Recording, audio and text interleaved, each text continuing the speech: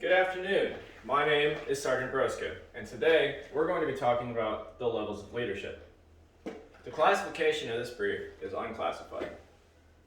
The purpose of this brief is to teach you about the three levels of leadership: direct, organizational, and strategic.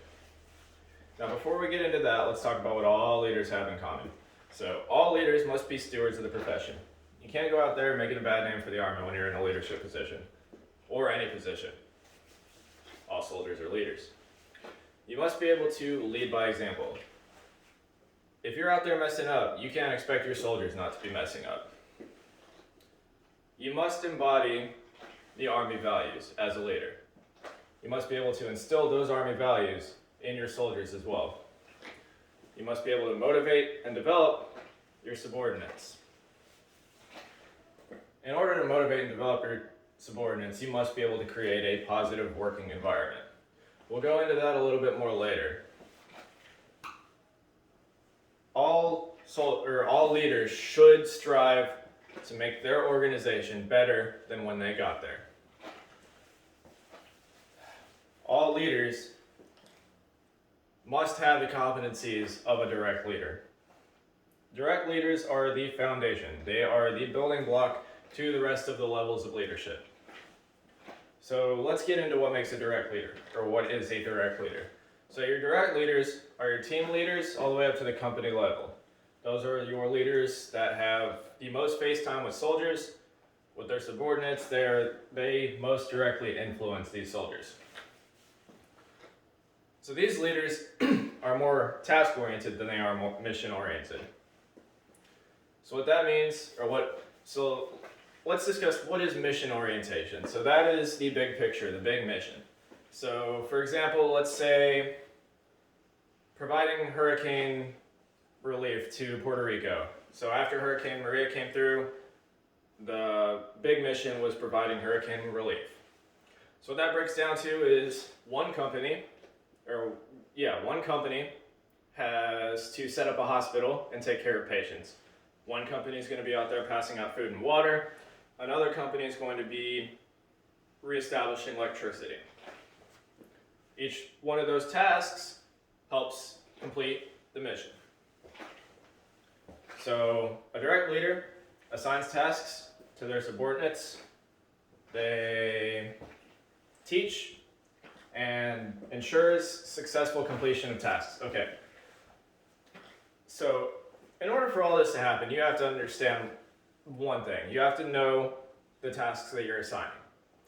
You can't expect your soldier to know how to do a task if you don't know how to do it yourself. You also need to understand the intent of two ranks higher than you, just in case you have big shoes to fill, and so you have a better picture of the mission in case you have, good ideas to pass up. Let's move more into organizational leaders. So organizational leaders are your battalion and brigade level leaders. At this level, you're still a direct leader to your immediate subordinates. But at this level, you're going to focus more on leading through others, also known as indirect leadership. So in order to effectively lead from this level, you have to work on establishing a good climate, a good working environment. That means enforcing sharp regulations, EO regulations, and making sure that you are not supporting a hostile working environment. You also want to establish two-way communication between you and your subordinates. You want your subordinates to be able to give you feedback about how you're doing, as well as give your subordinates feedback about how they're doing. Because you're going to be putting a lot of trust into your subordinates. You're going to be trusting them to get their tasks or their missions done. So at this level, you're going to be prioritizing the direction that you're going to be taking that organization. You're going to be prioritizing your changes, right? In order to do that, or in order to know what changes you need to be making, you have to know two echelons higher from this level. You have to understand what their intent is and make changes to your focus based on theirs. So at this level, you're going to be planning for the immediate future all the way up to 5 years out. It's not all just like do something now and it'll happen tomorrow. No, you're going to be making changes that aren't going to be taking place for years to come. So with that also comes, you must master the ability to resource. You're going to have people, you're going to have time, budgets. You have to know how to manage all these resources. You're also going to want to encourage initiative from your subordinates, right? Because you're going to have a lot on your plate and you're going to have a lot of people to help you out with what's on your plate, right? So you're going to have to be able to put trust in them and let them show initiative to take care of things. So let's move into strategic leaders. So strategic leaders are way up at the top. That's your major command, like Force Com, MedCom, and your DoD level command, right? So this level is made up of high-level thinkers, decorated soldiers, and military experts. You're going to have direct leaders, like you're always going to have direct subordinates, so you're going to have to, still know your direct leadership competencies.